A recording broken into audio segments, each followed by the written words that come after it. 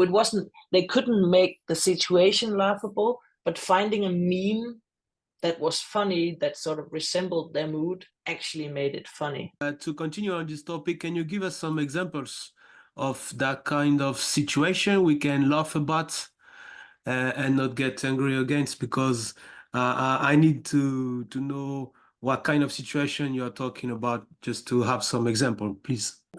If I go back to the example I mentioned before, where people have some vendor software, and every time they have to do some implementation of that vendor software, it doesn't work as it should, and there's not the functionality that they need, and they have to do a lot of rework.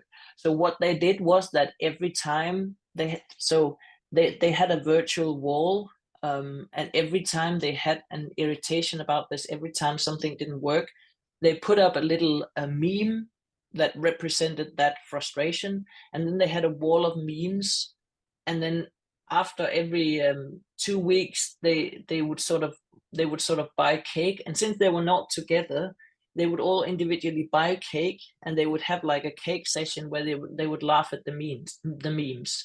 So it wasn't, they couldn't make the situation laughable, but finding a meme that was funny, that sort of resembled their mood, actually made it funny.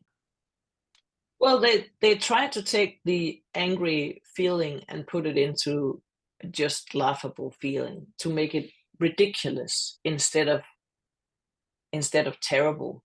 And it is quite difficult to change your mind about that, to change your feelings about that. But it is something about the mindset, about focusing on other things instead of focusing on that frustration, then focus on what do we do with the frustration instead.